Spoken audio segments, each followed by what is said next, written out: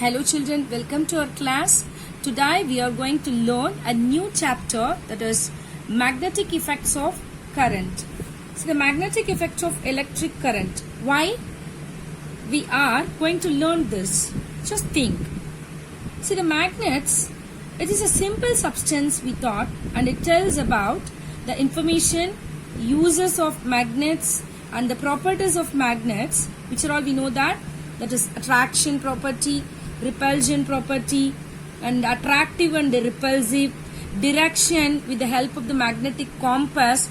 This and all we have already studied in your earlier stages of classes. Right.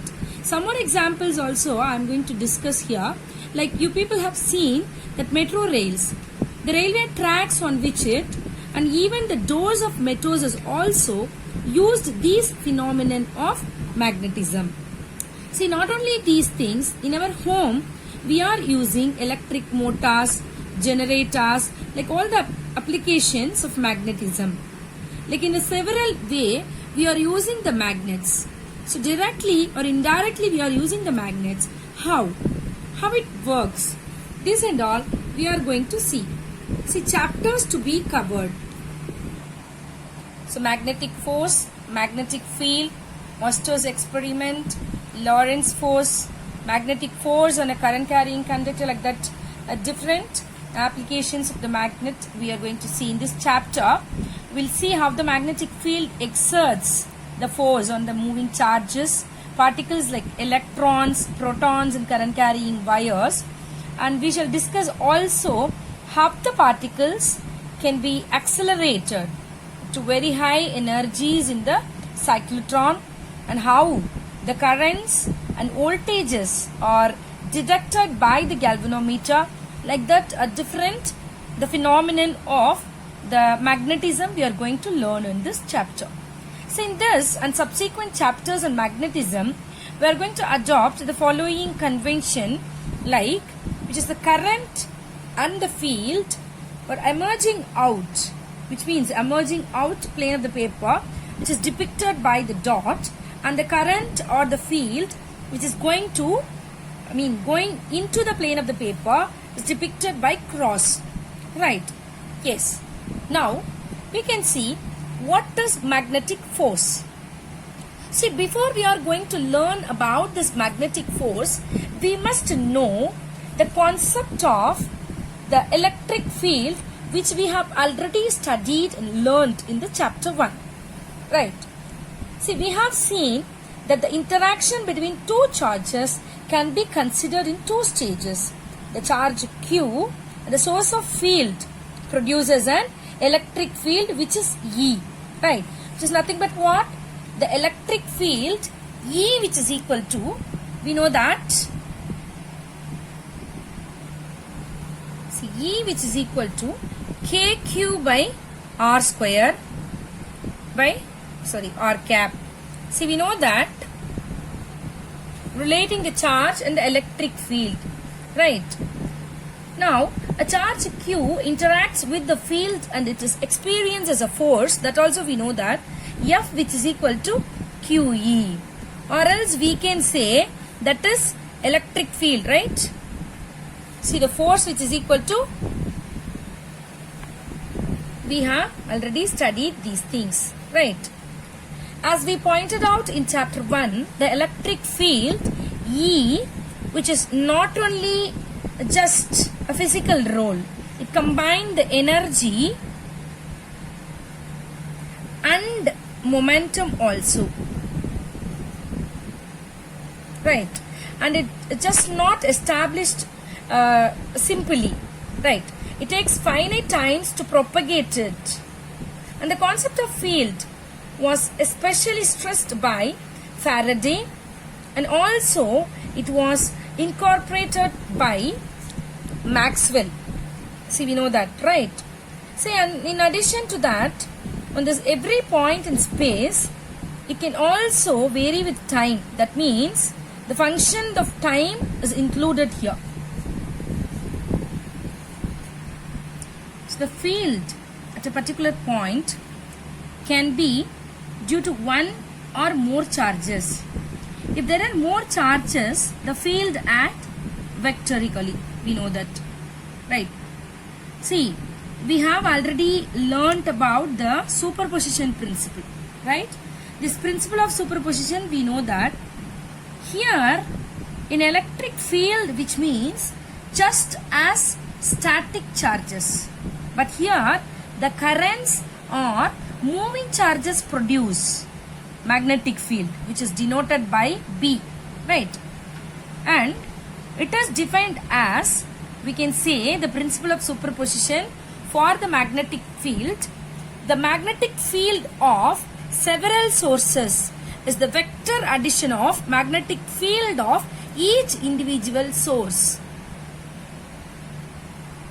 So we can say, what is magnetic force? It is a force of attraction, repulsion that arises between electrically charged particles because of their motion. What is magnetic field? Sorry, electric field, which is static charges. Here magnetic field, the particle because of their motion, right? A Danish physicist and chemist, Professor Hans Christian Ørsted, he observed that the compass needle suffers a deflection when placed near a wire carrying an electric current. See, this discovery gave the first empirical evidence of a connection between the electric and the magnetic phenomenon. So, what is the experiment? Now we can see. Right. The current carrying wire produces a magnetic field around it. Right. Now, in 1820, he established this relationship between the electricity and the magnetism.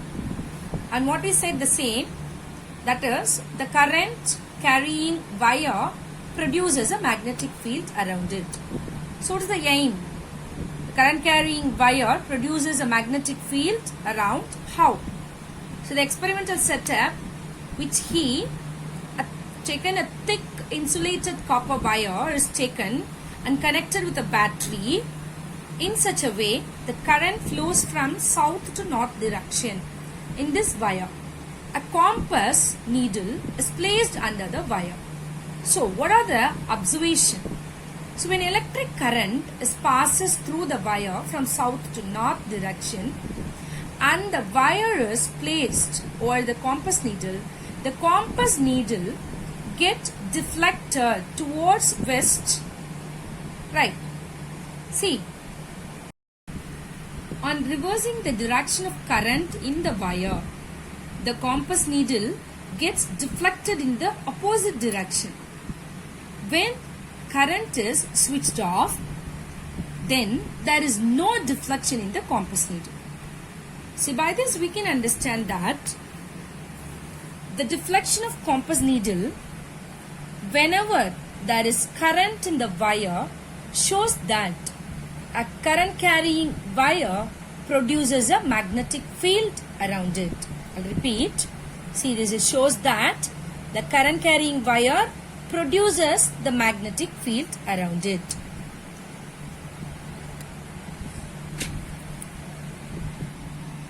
See, magnetic field. Let us suppose that there is a point charge Q moving with the velocity v and located at r at a given time t. See, in the presence of both the field, which is electric field E and also the magnetic field B, right? See, the force on an electric charge Q due to both of them, we can write, as we know already, F is equal to QE, right? That force which is equal to Q into the electric field which is ER in the presence of the velocity V into BR. So which is nothing but the both field which is involved here, which is nothing but this is Lorentz force.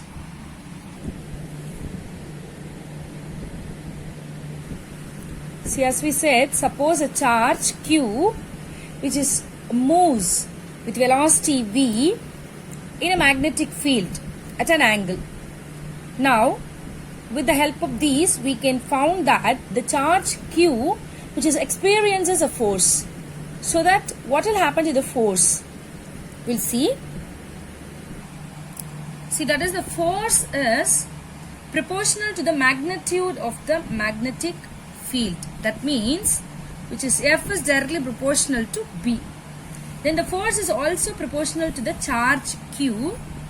So force is directly proportional to Q, and the force which is proportional to the component of the velocity in the perpendicular direction of the field. So that F is directly proportional to V sin theta. So as we combining all these factors, we can get force which is directly proportional to BQV sin theta, or else we can say that F which is equal to KQVB sin theta, or else the magnetic field which we need, that is B, which is equal to F by QV. Okay, F by QV sin theta, which is nothing but the magnetic field. That means the magnetic field at a point may be defined as the force acting on a unit charge moving with the velocity at right angle to the direction of the field. So, which is nothing but B is equal to F by QV sin theta. The SI unit of the magnetic field, which is Tesla. Right. Or we can tell that Newton second per meter, mean Coulomb meter, or Tesla, right? See, this unit Tesla, which is used for the large unit, and for gas we can use the 10 power minus 4 Tesla also we can use. And Earth's magnetic field, which is about 3.6 into 10 power minus 5 Tesla, right? See, in your NCERT book, some of the magnetic fields over a wide range in the universe which is given, that is useful for you. That is surface of the neutron star, which is 10 power 8. The typical large field in the laboratory, which is 1. They have given a different places, right, in order to magnitude of the magnetic field. You can refer our book, can get it, the information. See, now the magnetic force on a current carrying conductor. So we can extend the analysis for the force due to the magnetic field on a single moving charge to a straight rod carrying current. See, we are going to consider a rod of moving uniform cross-section area of A and length L. See, we are going to assume here the mobile carrier charges. See, I am going to explain through this, that is the charge and the relation between the electric charge and the drift velocity, right? The electric charge and drift velocity, what we have seen, see, number of charges, right? The number of density of the mobile carrier charges we have taken as N, and that we have taken that the mobile charge carrier, that is I, which is equal to NAL, right? This we have already studied this relation with the what is that, drift velocity. We have studied this. See, we have taken the drift velocity, which is nothing but VD, right, in the presence of external magnetic field B. Suppose B is the external magnetic field, then the force of these carriers, which is F is equal to what? Which is equal to NAL into Q and a VD. So we have to take here, that is going into the plane, so that cross B. So Q is the charge, we know that, right? Now, same like that, we know that the NQ BD we can relate with the current density, is it right? So current density J, which is equal to Q or NQ VD.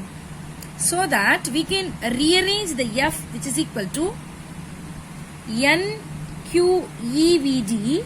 into AL cross B. That we will get it like JAL cross B. Okay, so it's nothing but the relation between that magnetic force on a current carrying conductor. So thank you students. We can see the next motion in the magnetic field and other topics in the next session.